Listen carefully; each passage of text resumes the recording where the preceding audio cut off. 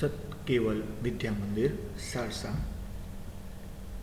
Myself, Sajan Kumar Prajapati, Class 11 Science, Subject Physics,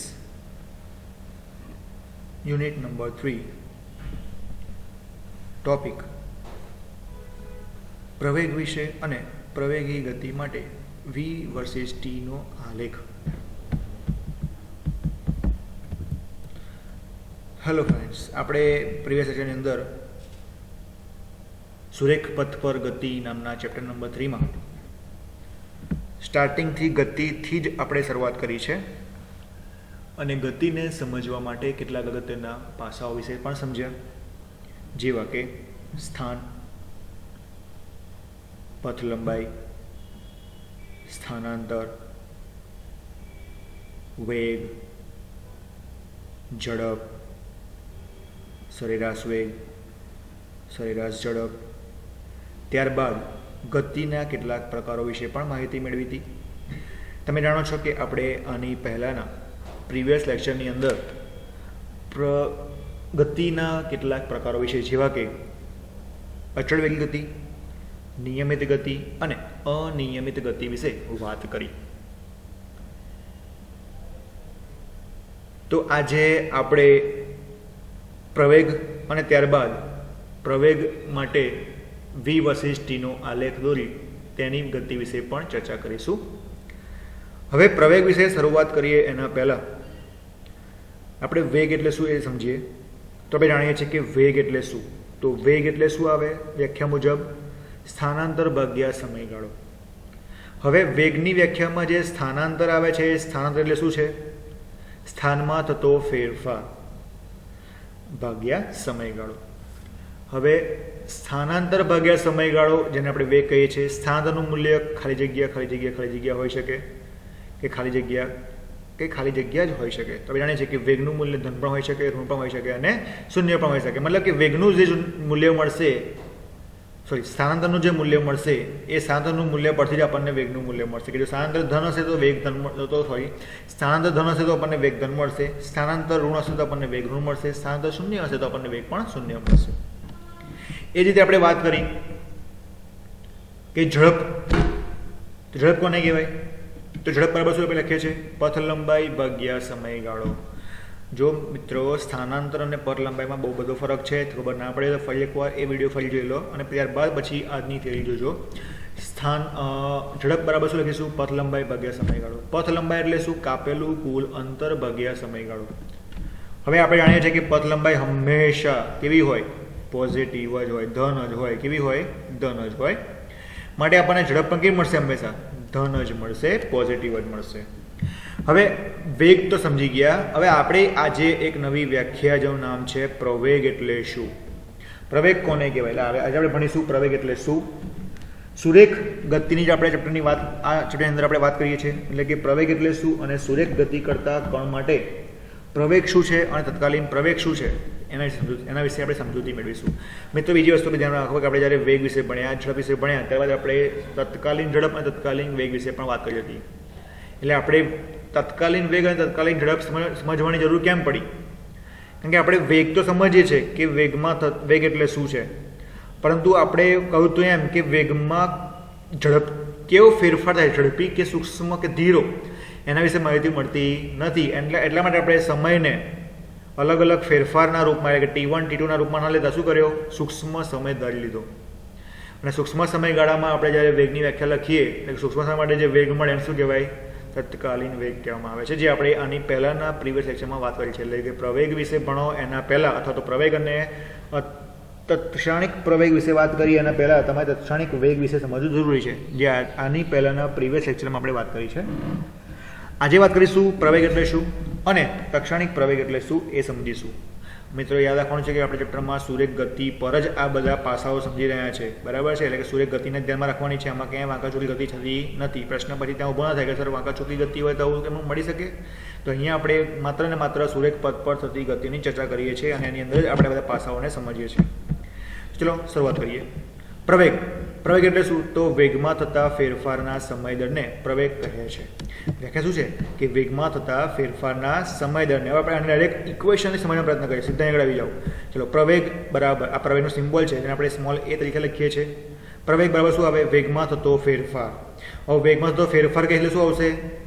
ફેરફાર એટલે કે વેગમાં ફેરફાર કોને કહેવાય? તો પ્રારંભમાં વેગ કંઈક હશે અને થોડા સમય બાદ બીજો કંઈક વેગ હશે. એટલે અંતિમ વેગ મળશે અને પ્રારંભિક વેગ મળશે. એટલે વેગના આપણને બે મૂલ્યો મળ્યા. કયા કયા મળ્યા? પ્રારંભિક અને અંતિમ. એને શું કહેવાય? વેગના ફેરફાર કહેવાય. અને આ અંતિમ ને પ્રારંભિક ક્યારે મળે છે? સમય સાપેક્ષે, એટલે T2 અને T1. ચલો, હવે આને આપણે ડિટેલ્સમાં સમજીએ કે આપણે ધારો કે આપણી પાસે કોઈ સુરેખ પથ છે, એના ઉપર કોઈ કણ છે, એ ગતિ કરી રહ્યો છે. હવે એ કણ જે ગતિ કરી રહ્યો છે ત્યારે T1 સમય ધારો કે એ કણનો વેગ v1 છે. કેટલો છે? v1 છે. ત્યારબાદ થોડા સમય બાદ એટલે કે T2 સમયે તેનો વેગ કેટલો છે? v2 છે. કેટલો છે? v2. મતલબ કે આપણને અહીંયા આગળ સમયમાં ફેરફાર મળ્યો. કયા મળ્યા? એક મળ્યો અંતિમ સમય, જેને આપણે T2 કહીએ છીએ. એક મળ્યો પ્રારંભિક સમય, જેને આપણે T1 કહીએ છીએ. તો સમયનો ફેરફાર શું કહેવાય? Delta T. એને શું કહીશું? T2 minus T1.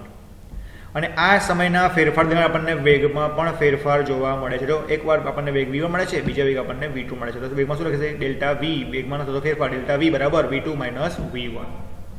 તો વ્યાખ્યા શું છે કે સરેરાશ પ્રવેગ બરાબર આપેલા સમયગાળાના ફેરફાર સાથે થતો વેગમાં થતો ફેરફાર.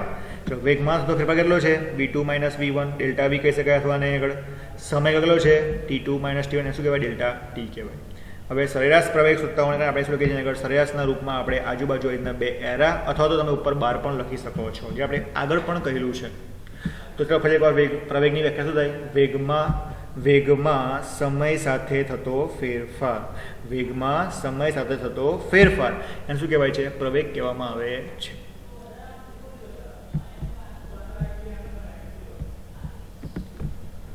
હવે આપણે જાણીએ છીએ કે વેગ એ પોતે કેવી રાશિ છે? સદિશ રાશિ છે. કારણ કે વેગ બરાબર શું કે છે? સ્થાનાંતર ભાગ્યા સમયગાળો. સ્થાન શું આવે છે? થતું સ્થાનમાં ફેરફાર. એટલે સ્થાન સદિશ રાશિ છે માટે વેગ પણ સદિશ રાશિ છે, અને વેગ સદિશ રાશિ છે માટે પ્રવેગ પણ કઈ રાશિ છે? સદિશ રાશિ છે. તેની દિશા વેગના ફેરફારની દિશામાં હોય. એટલે પ્રવેગ જે મળશે એની દિશા આપણને ક્યાં મળશે? કે વેગનો ફેરફાર જે દિશામાં હશે એ દિશામાં જ આપણને શું મળશે? પ્રવેગ મળે છે. ચલો, હવે આના પરથી મારે વ્યાખ્યા લખીશું. પ્રવેગની મારે વ્યાખ્યા તો મળી ગઈ બરાબર, રાશિ કઈ છે પણ ખબર પડી ગઈ. અને એકમ લખવો છે તો એકમ સૂત્ર ના આવડે આપણે કહ્યું છે બે સ્ટેપ બધા કરવાના. શું કરવાનું? એ બરાબર. ચલો, વ્યાખ્યા શું? પ્રવેગની તો વેગમાં થતો ફેરફાર ભાગ્યા સમયગાળો અથવા તો v/t. હવે વેગની તમને ડાયરેક્ટ એકમ ખબર હોય તો ઠીક છે, ખબર ના હોય તો વેગ બરાબર શું લખી શકાય? અંતર ભાગ્યા સમય. એટલે વેગની જગ્યાએ આપણે શું લખીશું? અંતર છેદમાં સમય. અને સમય તો નીચે છે એટલે શું? સમય ગુણ્યા સમય. અને ઉપર શું આવ્યું? અંતર. એટલે અંતર શેમાં મપાય? મીટરમાં. ચલો, મીટર આવી ગયું. જે સમય ગુણ્યા સમય એટલે સમયનો સ્ક્વેર. સમય શેમાં મપાય? સેકન્ડમાં. તો શું આવશે? Second square. અને ઉપર લાવીએ એટલે શું લખીશું? s-2. Got it? એટલે આપણને પ્રવેગનો એકમ શું મળ્યો? મીટર છેદમાં સેકન્ડ સ્ક્વેર અથવા મીટર સેકન્ડ -2. હવે ધ્યાન આપો.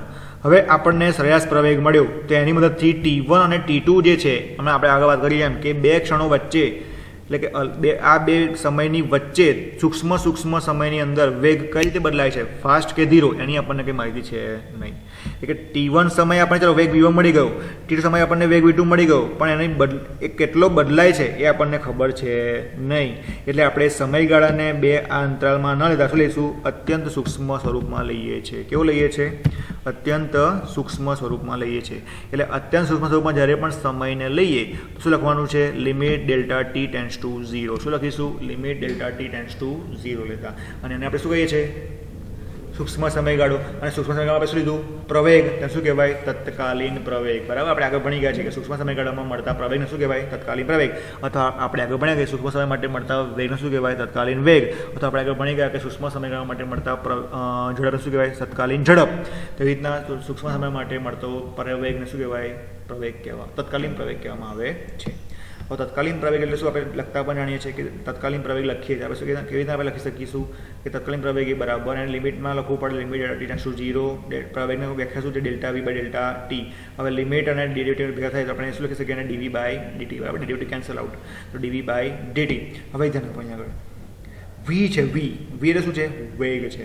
ચલો, વી શું આવે? અંતર ભાગ્યા સમય. જ્યારે આપણે વેગની વાત કરી હતી આપણે કહ્યું હતું કે વી શું આવે? અંતર ભાગ્યા સમય. તો વીનું વિકલન લખીએ વીનું વિકલન લખીએ વિકલન સ્વરૂપમાં તો વી બરાબર શું લખાય? dx by dt.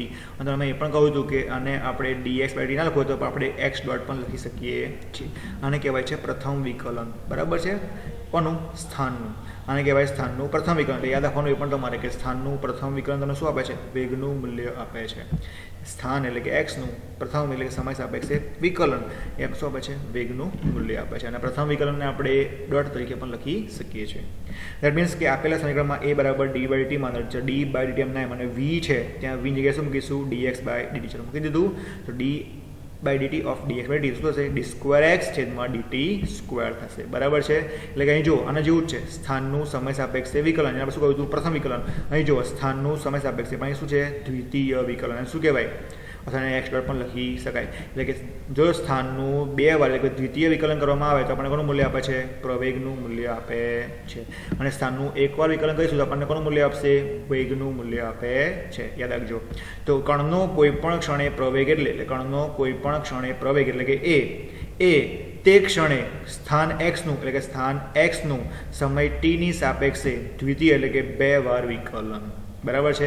અથવા વેગનું આને શું કહેવાય? આને ખંડ શું કહેવાય? અહીં જુઓ અને અહીંયા વી કહેવાય. આને વી લઈ લઈએ આ સમીકરણમાં તો શું કહેવાય? અથવા વેગ વીનું સમય સાપેક્ષે એકવાર વિકલન શું કહેવાય? પ્રવેગ કહેવાય. તમે આના પરથી પણ બોલી શકો અને આના બરાબર આ સમીકરણ પરથી પણ બોલી શકો.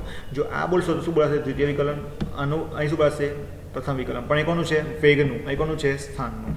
Got it? હવે ધ્યાન આપો. જો ડીવી બાય ડીટીનું મૂલ્ય ધન હોય એટલે કે વેગનું મૂલ્ય કેવું મળે? ધન મળે તો પ્રવેગ પણ કેવું મળશે? ધન મળશે. એટલે કે પ્રવેગની દિશા કેવી હશે? ધન એક્સ હશે. જો ડી બાય ડીટીનું મૂલ્ય કેવું હોય? ઋણ હોય તો પ્રવેગની દિશા કેવી હશે? ઋણ હશે. કેવી હશે? ઋણ હશે. હવે આના પછી તમારે કેટલાક અગત્યના મુદ્દાઓ તમારે યાદ રાખવાના છે. જેવા કે જો કણની ઝડપમાં જો વધારો થતો હોય એટલે કણ કીધું ને કે બે સૂક્ષ્મ સમયની અંદર વચ્ચે કણની ઝડપ કેવી છે આપણને ખબર છે નહીં. ધારી લીધી કે જો કણની ઝડપમાં વધારો થતો હોય તો પ્રવેગ તો આપેલો કણનો પ્રવેગ ને આધારે શું કહીશું કે આપેલો કણ પ્રવેગી ગતિ કરે છે. જો કણની ઝડપમાં વધારો થતો હોય એટલે કે આ મૂલ્યમાં વધારો થતો હોય તો કણ પ્રવેગી ગતિ કરે છે તેવું કહેવામાં આવે છે. અને એના પ્રવેગની દિશા કેવી હશે? વેગની દિશામાં જ હશે. એટલે કણની ઝડપમાં વધારો ક્યારે થાય? કે જ્યારે પ્રવેગની દિશા કેવી હોય? વેગની દિશામાં. તો તમે યાદ આવી રીતે રાખો કે કણ પ્રવેગની દિશા વેગની દિશામાં હોય તો ગતિ કેવી મળે? પ્રવેગી ગતિ મળે. કેવી મળે? પ્રવેગી ગતિ.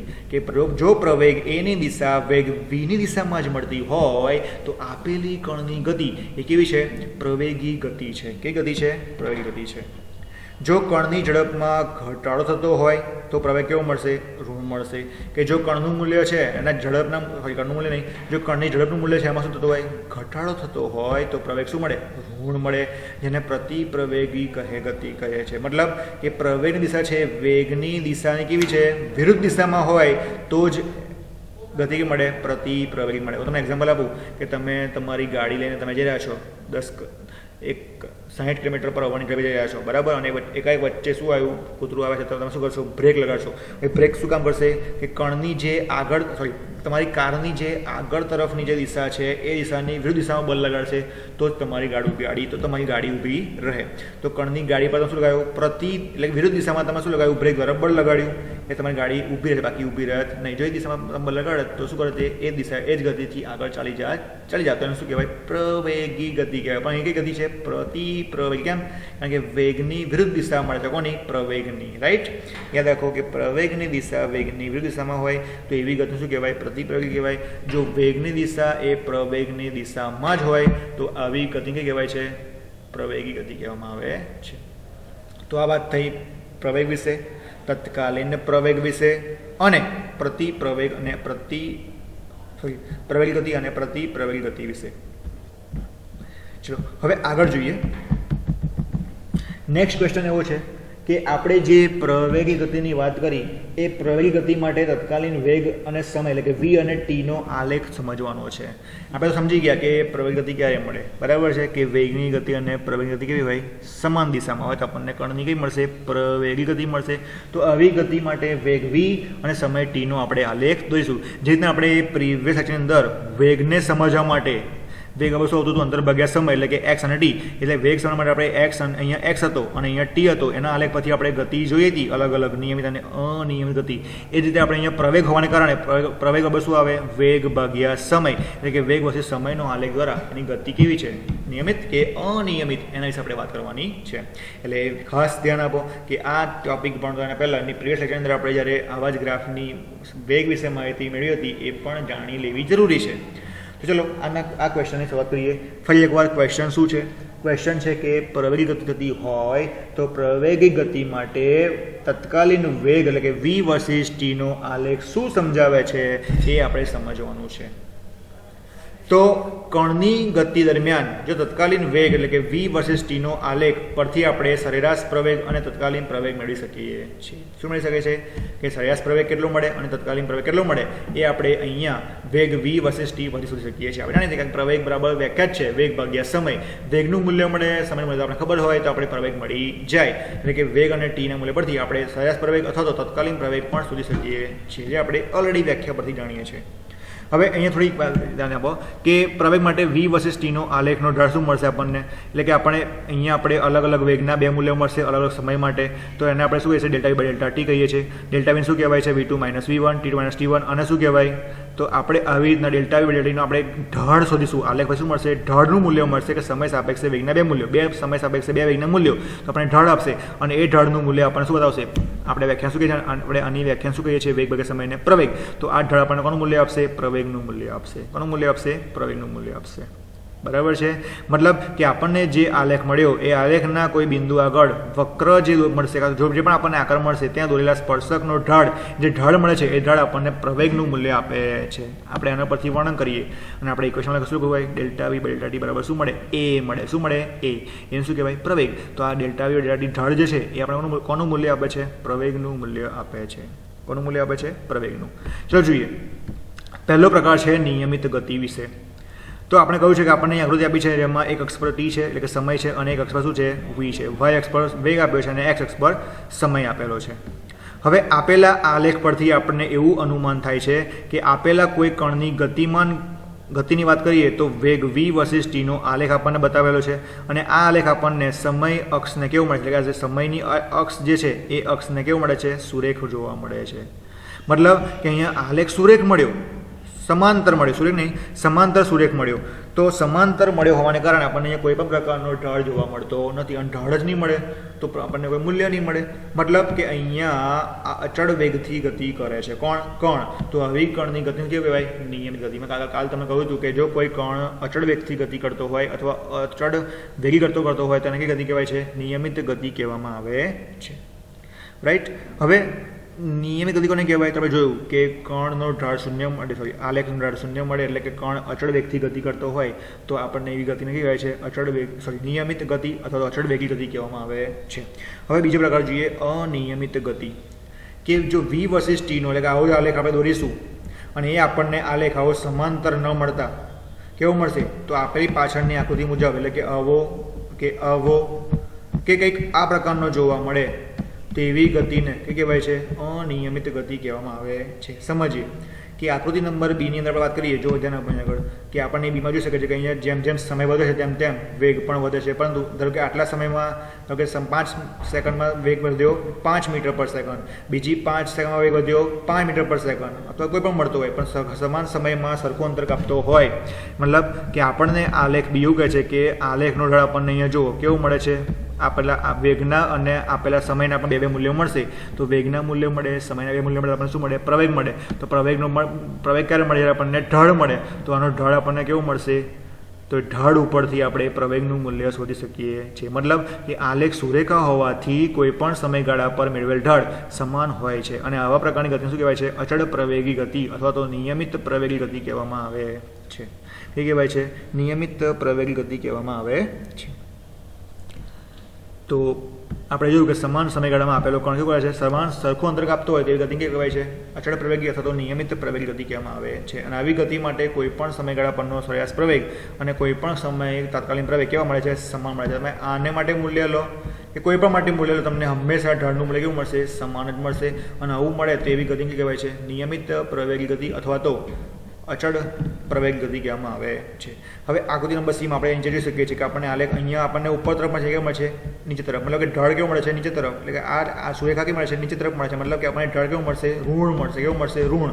હવે ઋણ મળે એમાં જ કીધું કે વેગની દિશા અને પ્રવેગની દિશા કેવી વિરુદ્ધ હોય તો એ ગતિ કહેવાય પ્રતિપ્રવેગી. અહીં જુઓ, અહીં ધન છે, અહીં કેવો છે ઋણ છે, તો આવી ગતિ દરમિયાન મળતો અહીં વેગ અહીંયા પણ આપણને વેગના બે મૂલ્યો મળશે સમય સાપેક્ષે. તો અહીંયા મળતો વેગ કેવો કહેવાશે, અહીં મળતો પ્રવેગ કેવો કહેવાશે, પ્રતિપ્રવેગી. કેવો કહેવાશે? પણ ગતિ તો કેવી છે? અચળવેગી છે. સરખા સમયમાં સરખું તંત્ર કાપે છે જે રીતના અહીં કાપતું હતું, પરંતુ ઢાળ શૂન્ય હોવાને કારણે આપણને અહીંયા મળતી ગતિ કેવી છે? પ્રતિપ્રવેગી ગતિ મળે છે. હા, પણ આ પણ ગતિ કેવી છે? અચળ પ્રવેગી ગતિ જોવા મળે છે. રાઈટ.